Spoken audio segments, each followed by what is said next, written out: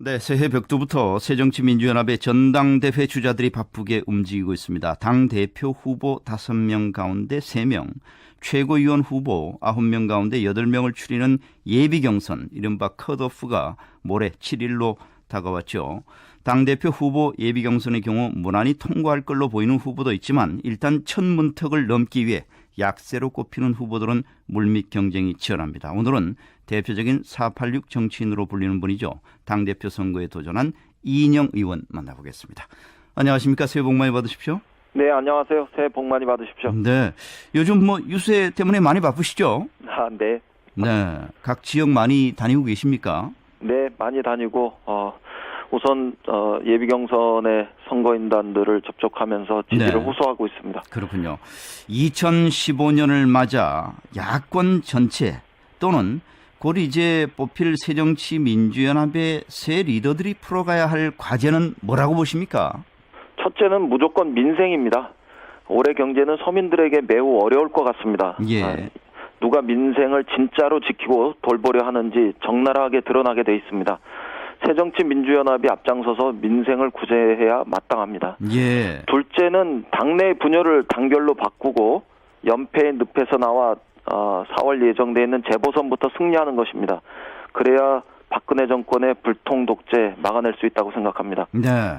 이른바 빅2라고 불리는 박지원, 문재인 후보는 새해 첫날 무등산에 올랐는데 이인영 의원께서는 세월호 안산 합동분향소에 다녀오셨어요. 거기 먼저 가신 이유, 또 어떤 다짐을 하고 오셨습니까?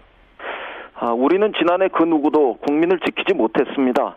국회의원의 한 사람으로서 제1야당의 대표 후보로서 국민들의 분노와 슬픔, 절망 그 앞에서 희망을 만들어내지 못했던 지난해를 반성했습니다. 예. 새해에는 야당다운 야당, 국민을 지키는 야당, 희망을 주는 야당이 되겠다 이렇게 각오를 다지고 왔습니다.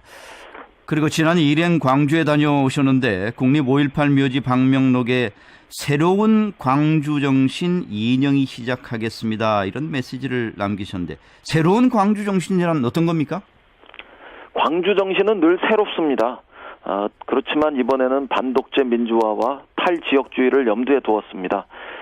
박근혜 대통령의 불통 이런 것을 막아내고 우리 스스로가 타성과 안일에서 일어나서 민주주의만큼은 선명한 야당의 길을 가자 이런 생각을 했고요. 예. 또 당내 지역구도를 깨는 것이 절실했습니다.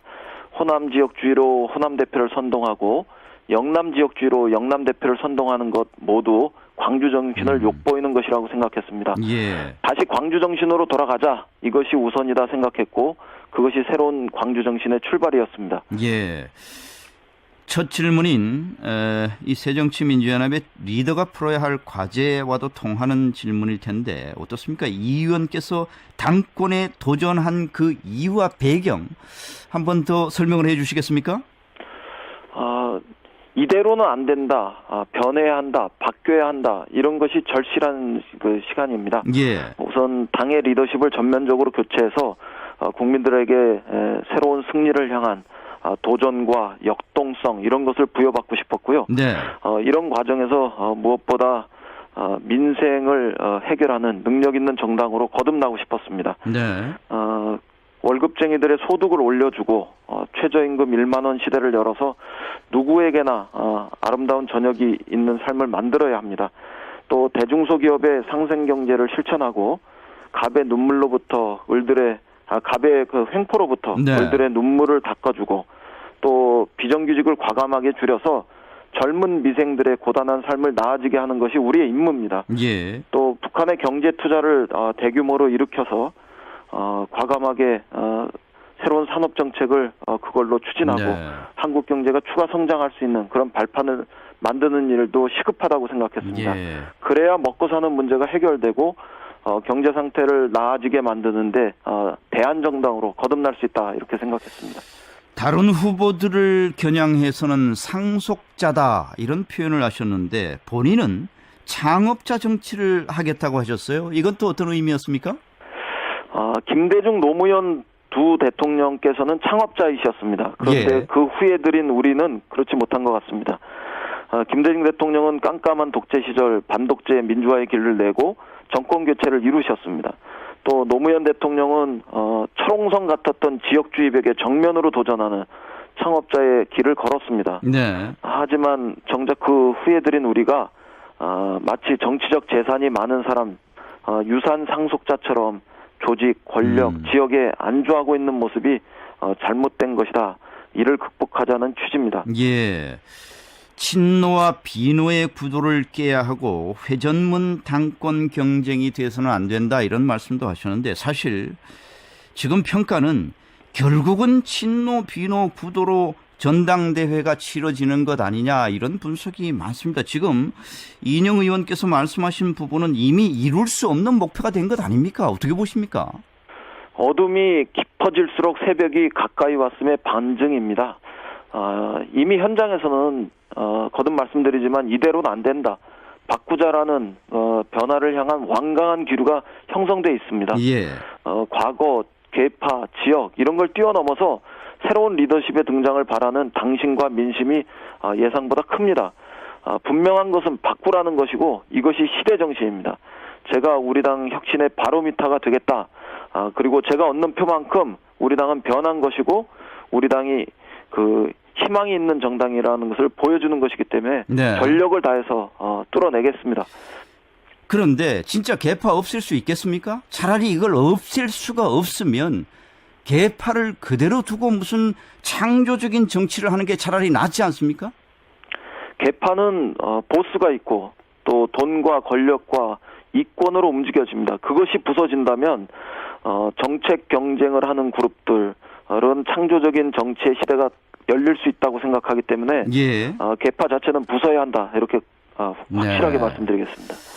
박재인 문재인 의원의 당권 레이스 초반 행보에 대해서는 어떻게 평가하십니까? 좀 걱정입니다. 국민의 요구와 바람을 잘못 읽고 계신 듯합니다. 당권이냐 대권이냐는 논쟁, 또 당명 변경 여부에 관련한 논쟁, 이것은 국민은 관심이 없습니다. 네.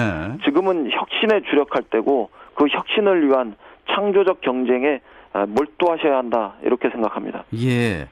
자, 당선 가능성에 대한 질문을 좀 드려야 될 텐데 어떻습니까? 당의 변화에 대한 열망이 이인영 의원의 득표로 이어질 수 있을지 486 의원들이 아무래도 든든한 지원군이라고 볼 수 있을 텐데 어떻습니까? 응원이라든지 실질적 도움 많이 받고 계십니까?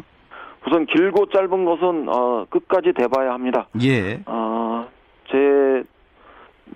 말씀하신 대로 87년 6월 항쟁의 과정에서 민주화 운동을 함께했던 동지들이 많이 응원해 주시는데요. 네.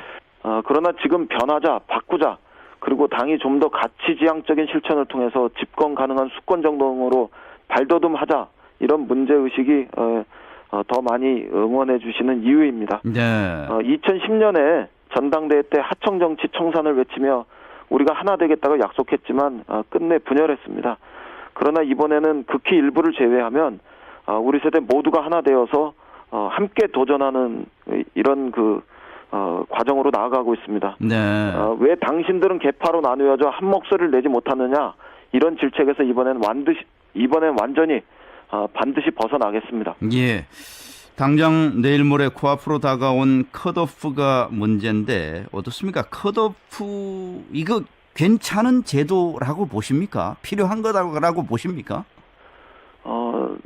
우선 찬성 반대 입장이 있겠지만 예. 저는 이미 경기장에 입장한 선수이고 그런 지금의 제 상태에서 룰에 대해서 왈가왈부하지 않겠습니다. 네. 그러면 통과 자신은 있으십니까? 물론 통과할 자신이 있습니다.